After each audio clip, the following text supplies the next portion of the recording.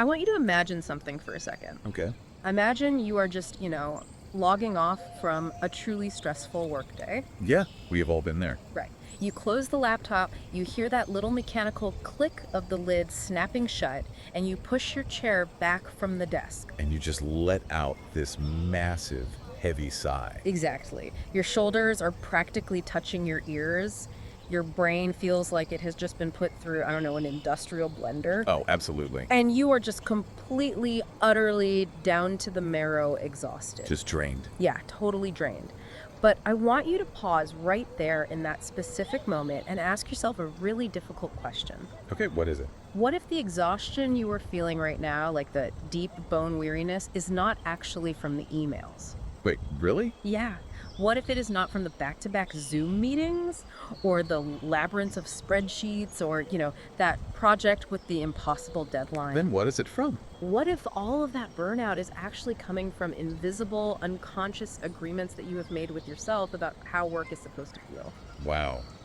I mean, that forces a complete reevaluation of how we spend our days. That really does. Because when we are in the thick of professional burnout, the instinct is to just immediately blame the external environment. Oh, for sure. Like the inbox is too full. Exactly. The manager is too demanding, or the corporate culture is broken, the commute is draining. We always look outward. Always.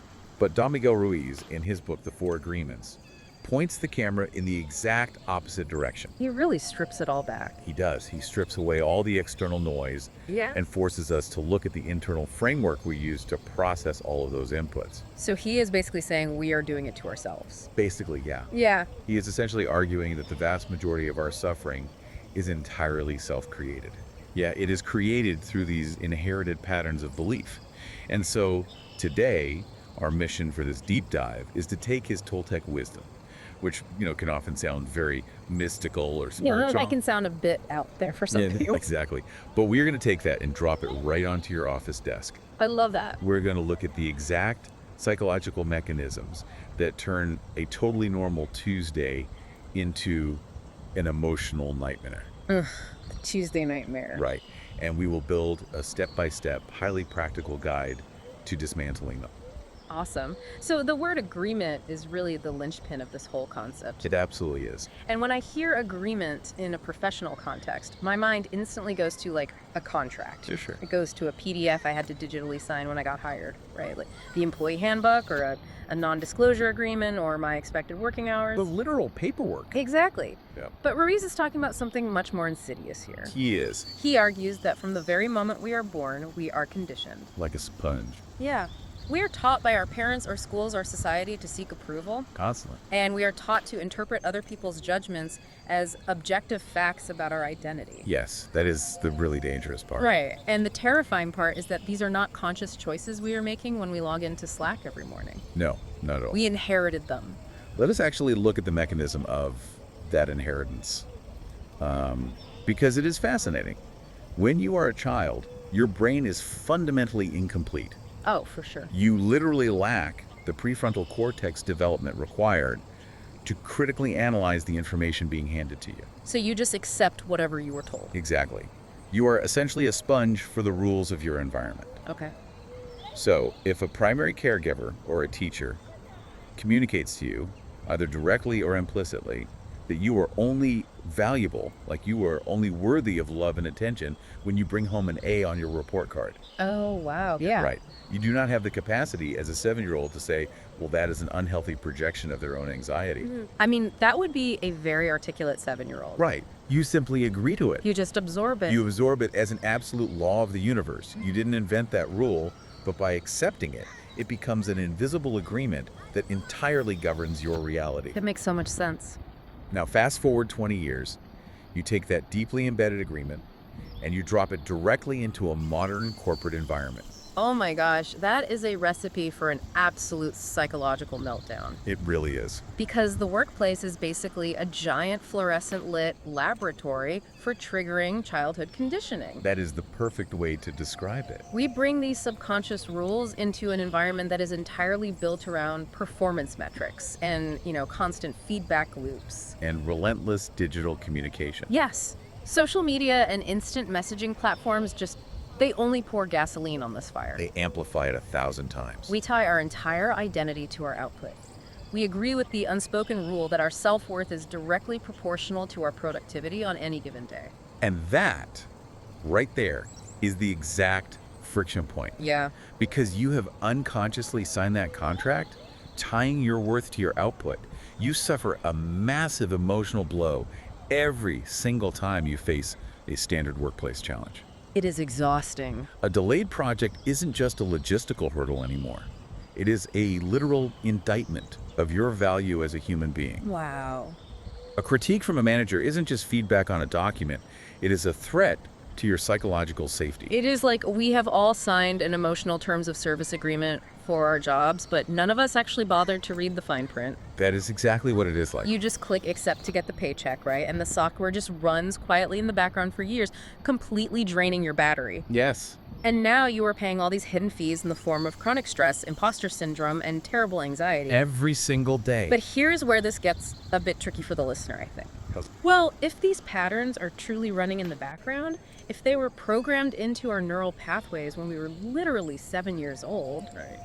how do we even begin to notice them? That is the big question. Especially when you are in a super fast-paced work environment where you barely have time to inhale a sandwich at your desk, let alone sit back and psychoanalyze your subconscious programming. Well, you observe the physical and emotional symptom. Oh, okay. Ruiz asserts a very simple rule in the text. He says, what can be observed can eventually be changed. I like that. You don't need to retreat to a mountain ashram or quit your corporate job to start dismantling these contracts. Thank goodness. The process just begins with shifting your interpretation of your own reactions. Give me an example of that. So, when an email pops into your inbox and you feel that sudden sharp spike in your heart rate, or your stomach drops, or your jaw suddenly clenches. Oh, I hate that feeling. Right. But that feeling is your physical body signaling that an old agreement has just been triggered. So the body is basically the alarm system. It is the most reliable alarm system you have. Wow. The work isn't to somehow stop the email from coming. You can't do that. Right. The emails will always come. The work is to notice the physiological spike. Literally just pause and ask yourself, what agreement is operating right now that makes me feel like this random email is a threat to my survival? It is the act of stepping back and just noticing the narrative spinning in your head. Exactly. Just notice it. Okay, so we use the body's alarm to observe the narrative. But to actually change that narrative, we have to look at the primary tool we used to build it in the first place. Yes, And in the workplace, that tool is language, absolutely. which leads us directly into the very first major step or shift that Ruiz demands, and that is be impeccable with your word. The first agreement. Now, on the surface, be impeccable with your word just sounds like something a middle manager tells you during some boring communications workshop. It does sound very corporate. Like, oh, make sure you use Grammarly before sending a client-facing email. And don't overpromise on a deadline. It just sounds like a standard productivity hack. Which is a severe misinterpretation of the concept. Really? Oh, entirely. Okay. Your word is not just the actual speech that comes out of your mouth or the text you type into an email. Okay. Your word is your expression. It is the core creative force you have as a conscious being. Oh, wow. It dictates the reality you construct for yourself. So yes, it applies to how you address a subordinate. Right. Yes, it applies to the office gossip you entertain in the break room. Definitely guilty of that sometimes. We all are. But the deepest, most critical application, the one that actually governs your stress levels at work, is what you say to yourself in your own mind. The internal monologue. Yes, it is your internal self-talk. I want the listener to really sit with that for a moment. Think about the way you talk to yourself at work. It can be brutal.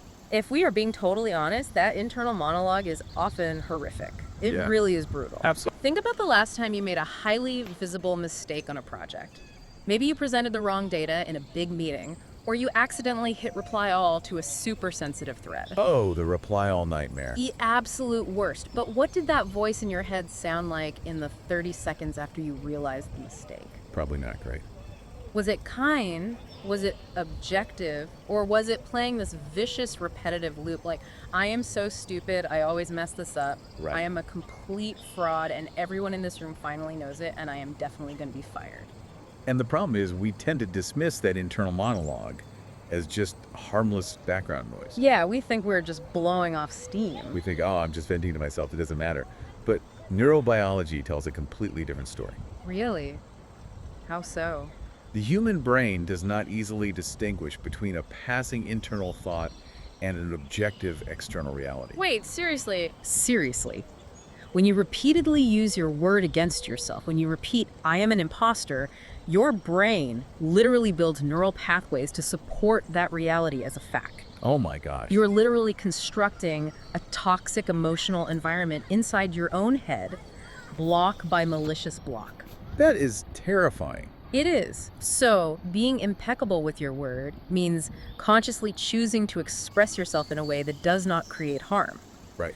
And the most vital, urgent place to stop creating harm is within your own mind. Okay, wait, stop. I have a major issue with the word impeccable here. Okay, let's hear it.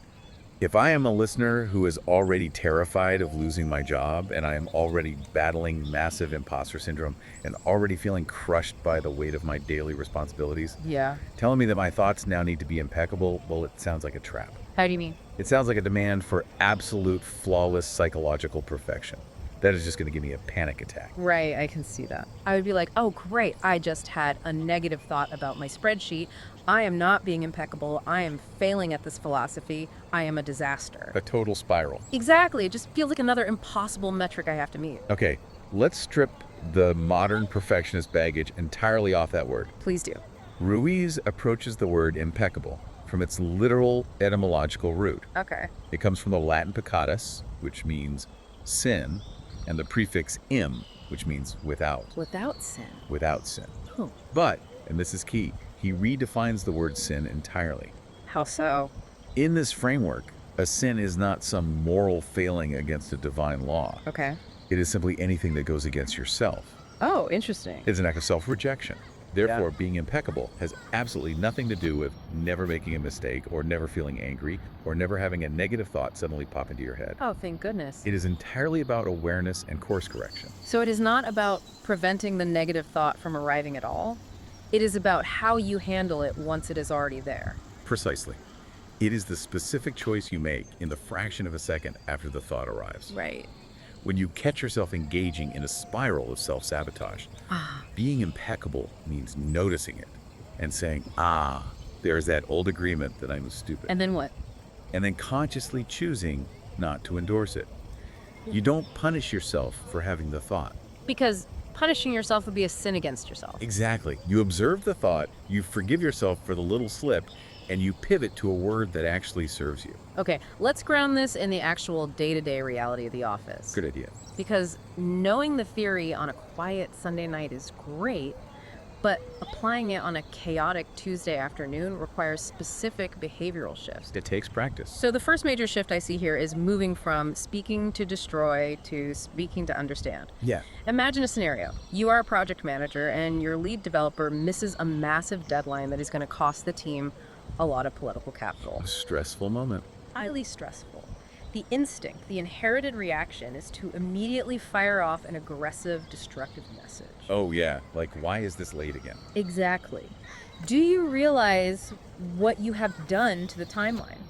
You just want and inflict a little bit of the panic you're feeling onto them. And what does that destruction actually accomplish? Usually nothing good. It accomplishes nothing. It forces the developer into a defensive posture.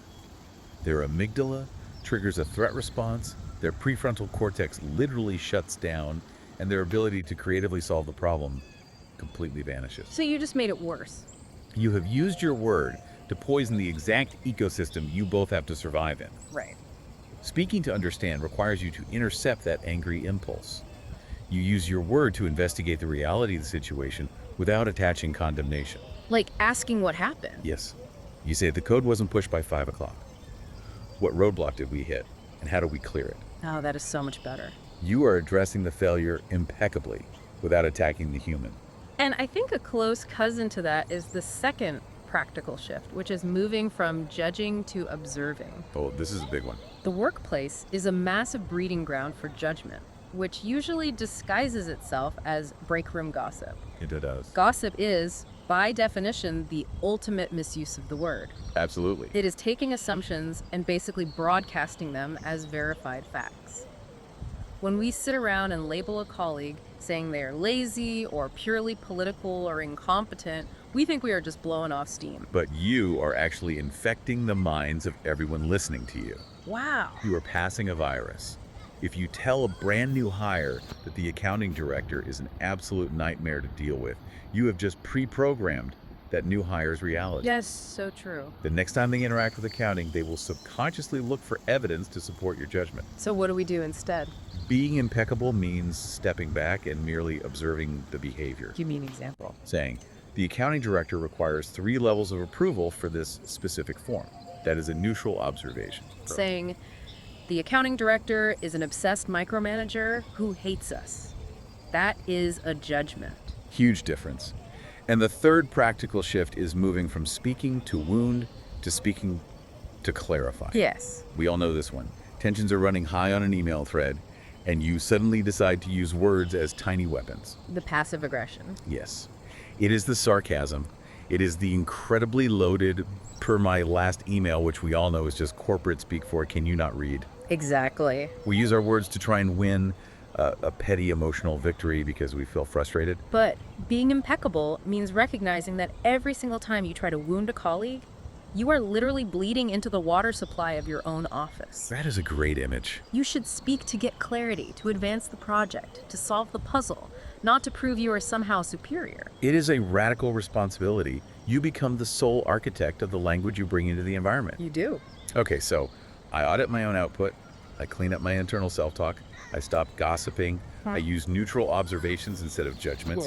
I am keeping my side of the street spotless. Perfect. But, and this is a massive, towering but, Okay. I can be an absolute saint in my cubicle.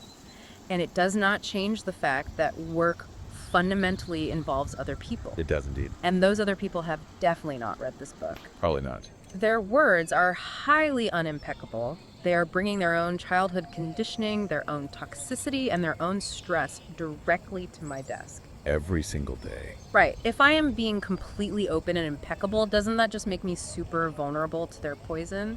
That is a fair concern. How do I survive someone else's verbal shrapnel? Well, that exact vulnerability, that lack of control over the external environment, forces the necessity of the second principle. Step 2. Yes. You have mastered your own expression, but now you need a mechanism to process the unimpeccable expressions of the people around you. Okay, what is it?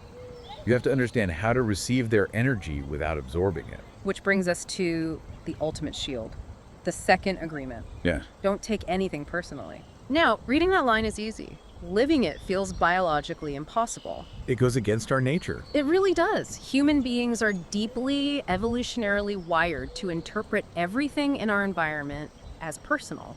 Because of survival. Right. Our ancestors survived by constantly assessing their social standing in the tribe. If someone insults us today, it feels like a personal attack. Absolutely. If someone ignores us in a meeting, it feels like an objective reduction of our status. Yeah. If a manager gives us harsh, unfair criticism, our brain processes it as a literal threat to our survival.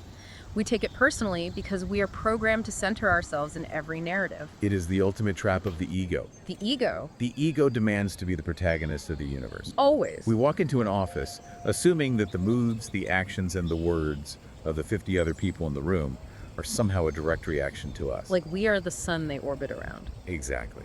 But Ruiz introduces a paradigm shift here that completely shatters that egocentric view. What does he say? He argues that nothing other people do is because of you. Wait, nothing? Nothing. What they say, the opinions they hold, and the actions they take are a pure projection of their own reality. I need you to break that down. What does he actually mean when he says they are projecting their own reality? Think of it this way. Every single person you work with is living inside a completely self-contained psychological simulation. Okay. Ruiz uses the metaphor of a dream. A dream, right. Their dream is constructed entirely from their specific past traumas, their deep-seated insecurities, their cultural background, and their current emotional capacity. Got it.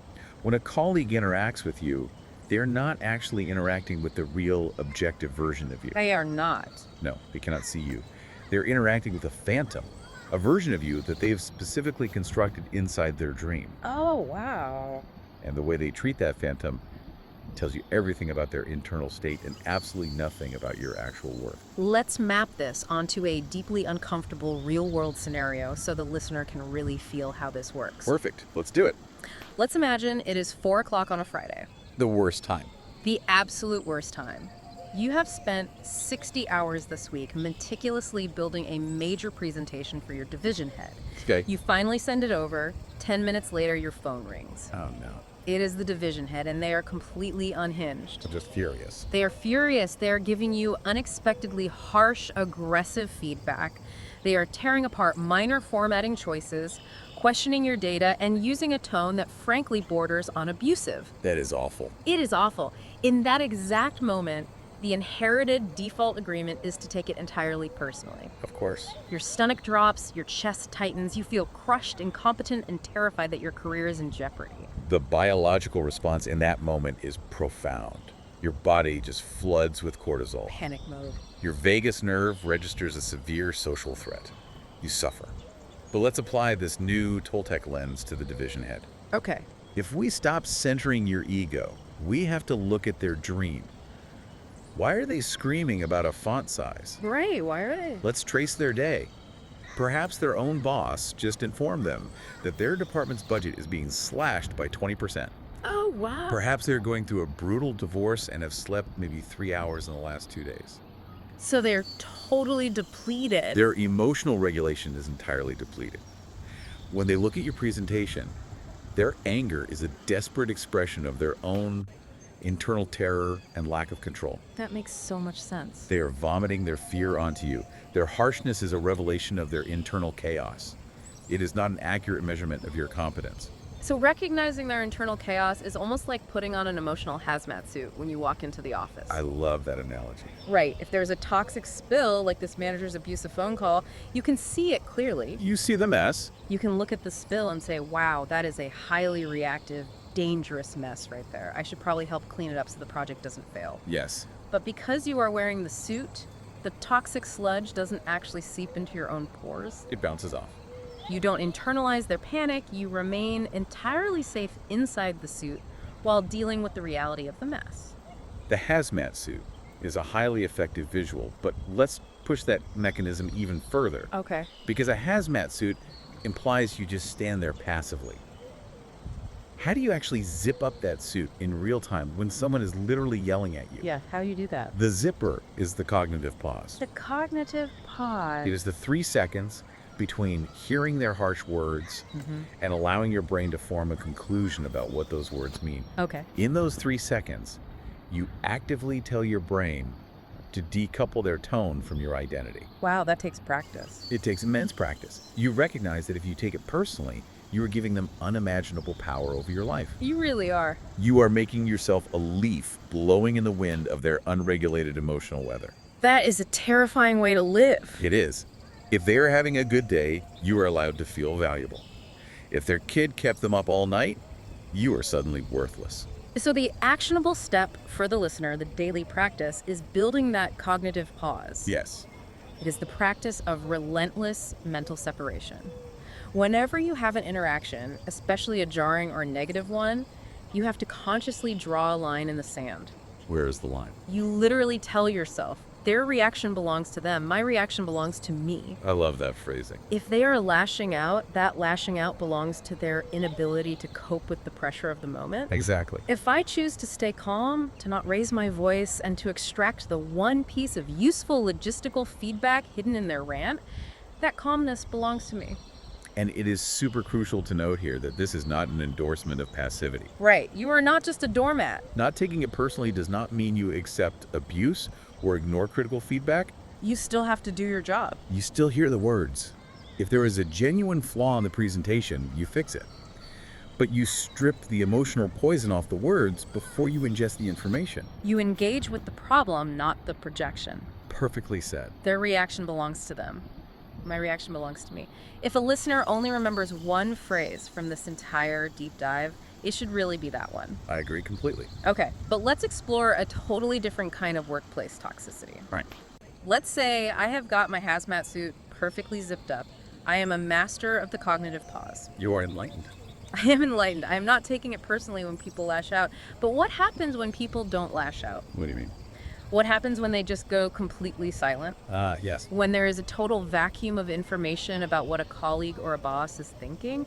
Because in my personal experience, an angry manager is bad, but a silent manager breeds a level of paranoia that can destroy a whole team. That paranoia, that desperate, agonizing need to fill the silence with a narrative, is the exact psychological trap the third principle is designed to dismantle. Step 3. Step 3. When the human brain encounters a lack of information, it does not simply accept the unknown. Oh, never. It invents. It aggressively invents. This is the trap of making assumptions. Yes. We are, at our biological core, meaning-making machines. They really are. We absolutely despise ambiguity. If we see a puzzle with 3 missing pieces, we don't just leave it alone and say, well, it is incomplete. No, we panic. We violently jam our own fabricated, misshapen pieces into the gaps just to make it a complete picture so we can feel settled. Exactly. And then, and this is the part that causes so much unnecessary damage, we react to the picture we just made up as if it were an objective, verified fact. It is one of our most dangerous cognitive biases. Why do we do it? From an evolutionary standpoint, assuming the worst kept us alive. Oh, like the tiger in the bush. Exactly. Yeah. If early humans heard a rustle in the bushes, assuming it was a tiger rather than just the wind, was a vital survival mechanism. Right. But in the modern office, the rustle in the bush is just a vague email, and our brain still reacts as if a literal tiger is about to eat us. That is hilarious, but so true. Ruiz argues that assumptions are the most prolific source of conflict, drama, and misunderstanding in all human relationships. I can totally see that. We assume we know exactly what our boss meant by that heavy sigh during the meeting. We assume we know why we weren't copied on that particular email thread. We assume we know exactly what our career trajectory looks like based on a single offhand comment in the hallway. Let's bring this to life with the most common, infuriating example in the digital workplace. Repeat it. The unanswered message. Oh, the absolute worst. For the listener, this is the Slack message, the Teams chat, or the crucial email you send to a colleague asking for an approval. Okay. You send it. You can literally see the little icon indicating they are online. The green dot. The green dot is mocking you. Maybe you even get the read receipt. And then nothing. It's just silence. Minutes tick by, an hour goes by, 2 hours. What does your meaning-making machine do? It goes into overdrive. It spirals instantly. The brain begins drafting the script for a tragedy, and you are the star victim. Exactly. The internal monologue starts out small and escalates rapidly. Like what? Like, they are ignoring me. Why are they ignoring me? Oh, they're still upset with me because I pushed back on their idea in yesterday's stand-up. Oh, it gets so specific. Right. They are intentionally trying to delay my workflow so I look bad in front of the director. They have probably never liked me, and they are trying to edge me out of the project entirely. Wow. Within an hour, you have written an entire psychological thriller in your head. And you must confront the jarring reality that you have absolutely zero evidence for any of it. None. Zero. The reality of that colleague's situation could be, and honestly usually is, so profoundly disconnected from your narrative that it is almost comical. Give me a real-world reason they didn't answer. They might be dealing with a massive client escalation that you know nothing about. True. They might have simply forgotten to reply because their dog threw up on the carpet while they were working from home. Oh, I have been there. They might have clicked the message open by accident while holding their phone and never actually read a single word of it. So the possibilities are infinite. The possibilities are infinite. But assumptions narrow those infinite possibilities down to the one narrative that hurts you the absolute most. Wow. And once that fabricated story hardens in your mind, you defend it. You do. You act on it. You will actually go into your next Zoom meeting with that colleague acting defensive, guarded, and cold. Because you are punishing them for a crime they only committed in your imagination. Exactly. It is literal madness. We are shadowboxing with ghosts of our own creation, and we are just losing energy with every punch. So much energy. So we need an antidote. How do we stop the meaning-making machine from destroying our working relationships? The answer sounds almost embarrassingly simple. What is it?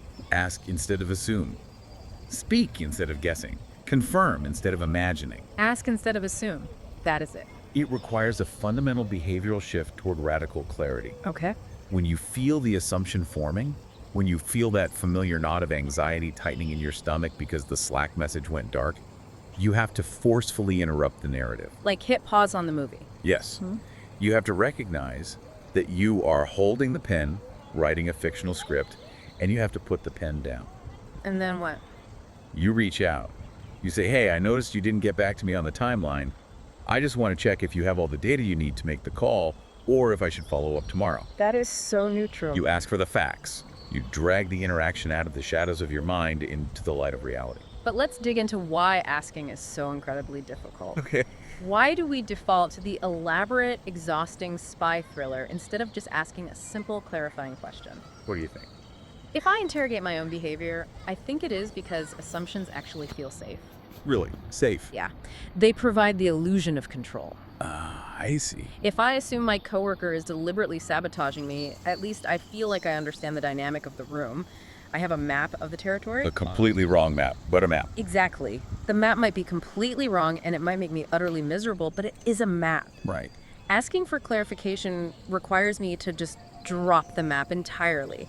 It requires profound vulnerability. It does. It requires me to look at another professional and basically admit, I do not know what is going on here. That is a brilliant articulation of the ego's defense mechanism. Humility is terrifying to the ego. It is. To ask a question is to admit a deficit of knowledge. And in many hyper-competitive professional environments, admitting you don't know something, even if it is just knowing what your colleague is thinking, is falsely equated with weakness. Yeah, you don't want to look weak. We would rather be confidently miserable than vulnerably confused. Wow, confidently miserable. But consider the alternative reality. Consider how much team dysfunction, how much departmental friction, how many hours of wasted anxious energy would simply vanish overnight if we approached our colleagues with the humility of recognizing we cannot read their minds. It would be a completely different office. The sheer volume of suffering caused by unspoken assumptions in the workplace is staggering, and it is entirely 100% avoidable if we just ask the question. Okay, let's pull back and look at the architecture we are building here. Let's review. We have 3 incredibly potent tools. Tool 1, clean your language, audit your output, especially your internal self-talk. Speak to understand, not to destroy. Yeah, Be impeccable. correct. Tool 2, separate your identity. Put on the hazmat suit, zip it up with the cognitive pause. Recognize that other people's harshness is a projection of their dream, not your reality. Don't take it personally. Yes. Tool 3, clarify reality. Retire the meaning-making machine. Stop writing fictional scripts about why people do what they do. Don't make assumptions, just ask the question. Those are the first 3. Now, looking at that list, it sounds like a beautiful path to a Zen-like enlightened office experience. It does sound nice. But if I am being brutally honest, Go ahead. it also sounds exhausting. I can see why you would say that. Being this highly conscious, this emotionally regulated, constantly monitoring my thoughts, pausing my reactions, asking clarifying questions. It's a lot of work. Doing that for 8 to 10 hours a day, 5 days a week, while also trying to hit my quarterly targets. Right. How does a normal person maintain this practice every single day without completely burning out from the sheer psychological effort of it all? That exhaustion you were anticipating is exactly why Ruiz does not stop at 3. Oh, thank goodness. He includes a final principle, which basically serves as the ultimate failsafe. Step 4? Yes, it is the engine that drives the rest of the system. Without this 4th step, the first 3 agreements can very easily weaponize against you. Weaponize? How? They can become just another impossible standard you fail to meet, leading right back to the self-punishment we are trying to escape. Okay, this is the anti-burnout clause. Exactly. The 4th agreement, always do your best. Yes, Now, again, surface level, this sounds like absolute corporate jargon. totally. Give 110%. Right. It sounds like the motivational poster hanging in the break room next to the stale coffee. It sounds like a demand for relentless hustle. But that is not what he means at all. So what is he arguing then? How does doing your best actually prevent the guilt cycle? The most crucial nuance here, and this is a literal lifeline for the professional listener who is already stretched impossibly thin, is understanding what the metric of your best actually is. Okay, define it. It is not a fixed point. It is not. No, it is not a constant, rigid standard of absolute, flawless excellence. Your best is a dynamically fluctuating metric. The fluctuating. Yes, your capacity changes every single day, sometimes every hour, based on a super complex web of factors. Like what? Like your physical energy, your cellular health, your personal circumstances, your cognitive load, and your current emotional state. Oh, wow. This is such a profound relief to hear. Right. The idea that my best on a Tuesday is actually different from my best on a Thursday. It is biologically impossible for it to be the same. That makes so much sense. On a Tuesday, after a restful long weekend, a full 8 hours of sleep, and a great morning workout, your best might be extraordinary. I feel invincible on those days. Exactly. It might look like writing a brilliant, deeply researched strategy document, leading a flawless cross-functional meeting, and being incredibly patient with a notoriously difficult client. Firing on all cylinders. Your capacity is expansive.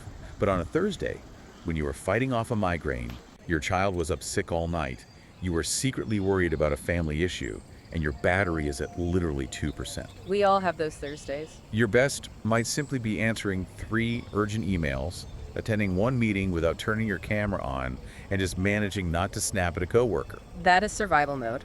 The output is vastly different. The optics are entirely different. But the internal metric, the commitment to operating fully within your current available capacity, was successfully met on both days. I deeply understand how liberating that is on a personal level. It gives me permission to just be human. It does. But I have to bring the harsh reality of the corporate structure into this. Okay, let's hear the reality check. If I march into my manager's office on that depleted Thursday and say, hey, just a heads up, my best today is literally just surviving until 5 p.m. without crying under my desk because I am exhausted. They might not love that. My manager is not going to applaud my self-awareness. Corporate environments do not care about fluctuating internal metrics. No, they usually do not. They demand constant linear quarter-over-quarter growth. They demand that your best today is measurably better than your best yesterday. Capitalism demands growth. Exactly. There's a massive friction between this Toltec wisdom and modern capitalism. How do we reconcile this internal fluctuating grace with relentless external performance demands? That friction is incredibly real, and I would say it is the defining struggle of modern work. Yeah. But we have to clarify the purpose of this specific agreement. This principle is an internal metric for your own psychological safety and emotional survival. You okay? It is not an external excuse for negligence. You do not use it to justify apathy to your boss. You use it to protect your mind. I see. The goal here is the consistency of your honest effort, not the perfection of your output. Consistency of effort. When you focus intensely on always doing your best with whatever fragmented energy you happen to have available, it removes 2 of the most debilitating psychological burdens you carry at work: Which are? regret and self-judgment. Wow. If you know in your quietest, most honest moments that you acted fully within your current capacity, there is no psychological room left for the agonizing thought, I should have done more. Because you couldn't have done more. Exactly. The corporate structure may still demand more. They may ask for blood. But you will not internally destroy yourself for being unable to provide blood you simply do not possess. Oh, wow. I see how the whole machine clicks together now. It is a system. This 4th agreement is the shock absorber for the other 3. Perfect analogy. If you are trying to be impeccable with your word, like you are really trying to stop gossiping, Right. but you have a moment of weakness and you complain about the box at the water cooler. It happens. If you don't have this 4th agreement, your meaning-making machine turns that failure into an identity.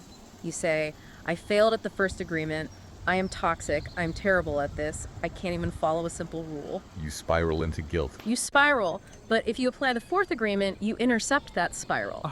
You say, okay, I messed up, my awareness slipped, but I was incredibly stressed, and I did the best I could to regulate myself today. I failed this hour, but tomorrow my best will include trying again. Yes. It completely short-circuits the guilt loop.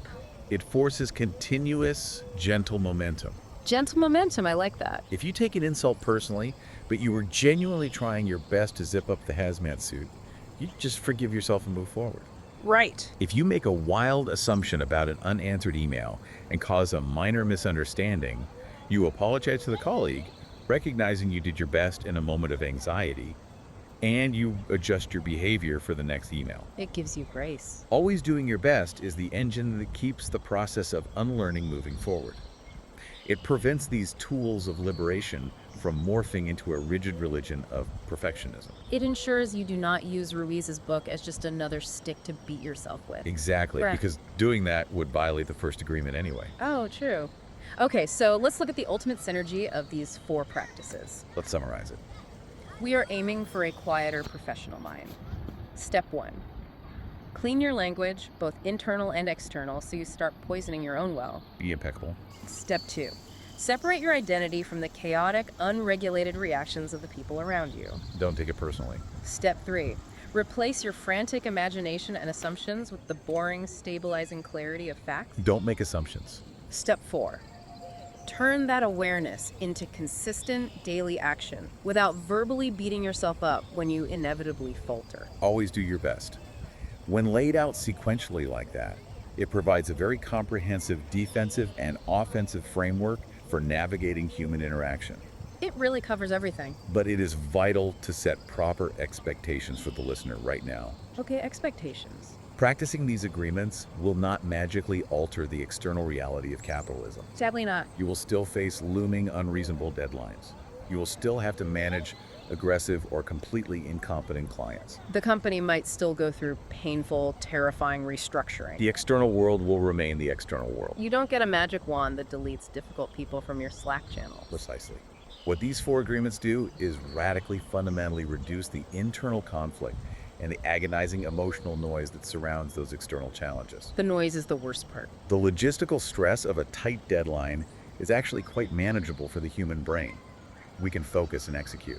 We do it all the time. But the stress of a deadline, compounded by a brutal internal monologue, compounded by assumptions that you are going to be fired if you miss it, compounded by taking your boss's frantic anxiety personally. That is a disaster. That compounding effect is what causes systemic burnout. The agreements act as a solvent. They strip away the self-created emotional suffering, leaving you only with the actual logistical task at hand. There is a profound underlying realization here that I really want to elevate for the listener. What is that? It is the idea that you are not trapped in your thoughts, you are participating in them. Let that sink in. You are participating in your anxiety. You are participating in your assumptions. That sounds confrontational, but it is actually the most empowering thing you can hear because it means you have agency. You have a choice. You are not a helpless victim of your workplace experience, even if the workplace itself is dysfunctional. Right. Breaking these old inherited agreements, like the agreement that you must be perfect, the agreement that your boss's anger defines your worth, the agreement that your productivity is your identity. All of them. Breaking them requires intense, uncomfortable awareness. It requires repetition. It requires a massive amount of patience with yourself. It is the work of a lifetime, truly. But it begins with a single, quiet observation of your own mind. Just noticing it. And the modern application of this ancient wisdom has genuinely never been more critical. Why now more than ever? Because we are currently bombarded with more information, more opinions, more digital interruptions, and more complex social interactions in a single workday than our ancestors experienced in an entire year. That is so overwhelming. The digital landscape amplifies misinterpretation. A single, vaguely worded Slack message can trigger a cascade of inherent anxiety that derails your entire afternoon. We've all lost afternoons to a Slack message. These 4 agreements serve as a vital grounding mechanism. They force a cognitive pause between the overwhelming stimulus of the modern world and your biological reaction to it. Which brings us to the end of our journey today. What a journey. This deep dive into the 4 agreements proves something genuinely life-altering. The vast majority of our professional suffering is a choice. It is self-created. It is self-created through these invisible inherited contracts we have signed about our worth, our communication, and our ego. Yes. By actively unlearning them, by choosing to be impeccable, refusing to take the chaos personally, dropping the exhausting assumptions, and just doing our fluctuating best on any given day. We change everything. We don't necessarily earn a perfect, stress-free, utopian job. No. But we gain something infinitely more valuable. Emotional freedom, psychological safety, and a vastly clearer perception of reality. If I may, I want to leave the listener with a final provocative thought to mull over. Please do. We have spent this entire hour discussing the process of unlearning. We have focused on clearing away the invisible, toxic agreements that cause us suffering. Yes, the dismantling phase. We've talked about dismantling the old contracts written for us when we were children. But consider the space that is left behind. The empty space. Once you clear out that noise, what entirely new, conscious agreements could you write for yourself tomorrow morning? Oh, I love that. What if you actively created a new agreement that your fundamental worth as a human being is completely and utterly decoupled from your daily productivity. It's totally separate. What if your value had nothing to do with your output? How entirely differently would you approach your inbox, your manager, and your life if you signed that agreement today? Wow. If my worth isn't tied to my output, that changes the gravity of the entire room. It changes the whole game. That is something to truly chew on the next time you hear that laptop click shut and you push your chair back and you let out that heavy sigh. You have the power to write a new contract. You get to choose the agreement you make with that exhaustion. It doesn't have to break you. I want to thank you so much for joining us on this deep dive. Thank you for having me. Take these 4 tools, mentally zip up your emotional hazmat suit, and carry this clarity into your workday tomorrow. We will see you next time.